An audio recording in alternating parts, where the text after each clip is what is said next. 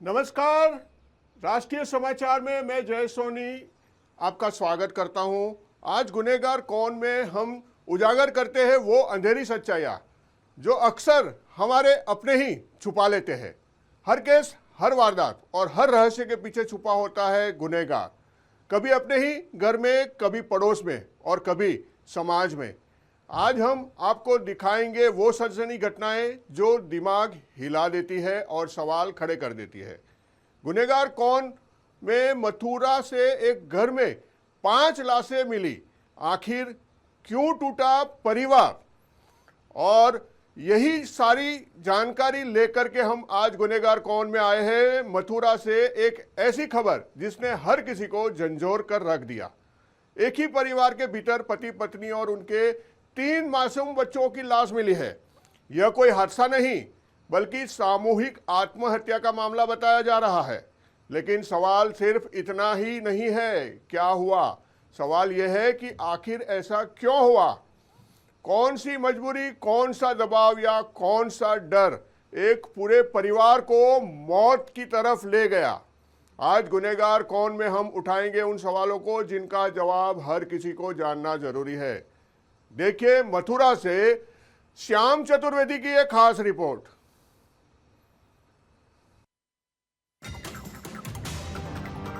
उत्तर प्रदेश के मथुरा जिले की महावन तहसील के गांव खप्परपुर में मंगलवार सुबह उस वक्त हड़कंप मच गया जब एक घर के अंदर पूरे परिवार के शव बरामद किए गए।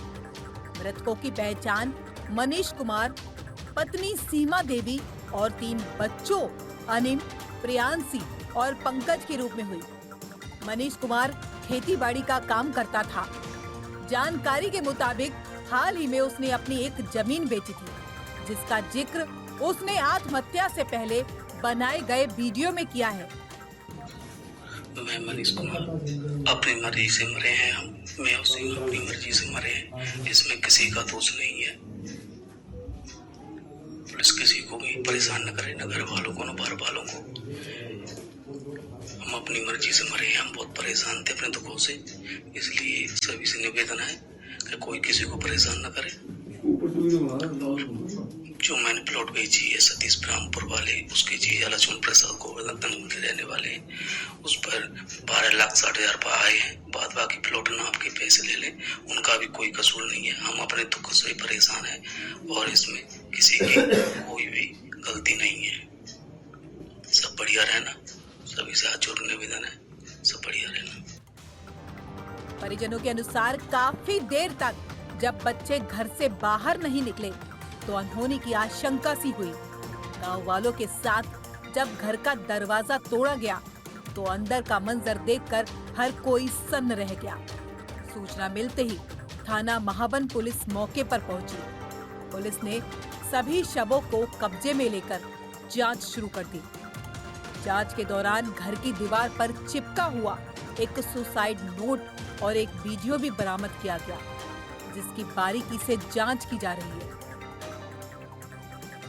देखिए, आज बहुत ही हृदय विदारक घटना खप्परपुर गांव महावन तहसील में हुई है, जिसमें श्री मनीष कुमार, जिनकी उम्र 35 साल है, वो स्वयं और उनकी पत्नी और उनके 3 बच्चे अपने घर में मृत पाए गए हैं। उनके स्वयं के सगे भाई ने जब सवेरे देखा तो घर के अंदर वो मृत पाए गए हैं और ये बहुत ही दुर्भाग्यपूर्ण घटना है। और उन्होंने अभी अपने जो मोबाइल में, स्वयं के उनके मोबाइल में एक सुसाइड वीडियो मिला है, जिसमें उन्होंने अपना बताया है और ये भी बताया कि उन्होंने किसी को 12 लाख रुपए का प्लॉट बेचा था, जिसका पैसा भी उनको मिल गया है।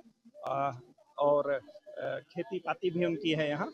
परंतु क्यों ये हृदय विदारक घटना घटी है, किस परिस्थितियों में उन्होंने परिवार के साथ, क्योंकि दीवार में भी सुसाइड नोट लिखा हुआ है, कागज भी मिला है, ऐसा कृत्य हुआ है, इसकी पुलिस गहनता से जांच कर रही है। मैं और एसएसपी साहब स्वयं मौके पर हैं, पूरी फील्ड यूनिट यहाँ है और जो घटना का किसी भी तह तक हम लोग जाएंगे कि क्यों ये घटना घटी है, क्योंकि ये समाज को भी एक झकझोरने वाली घटना है। माननीय मुख्यमंत्री जी ने इस घटना पर बहुत ही दुख व्यक्त किया है और पीड़ित परिवार को हर संभव मदद का भरोसा भी दिया है और हम लोगों को निर्देशित भी किया है कि इसको बहुत शीघ्र ही जांच करके इसके घटना के तह तक जाया जाए। और ये बहुत ही हृदय विदारक घटना है और समाज को और हम सबको झकझोर देने वाली घटना है।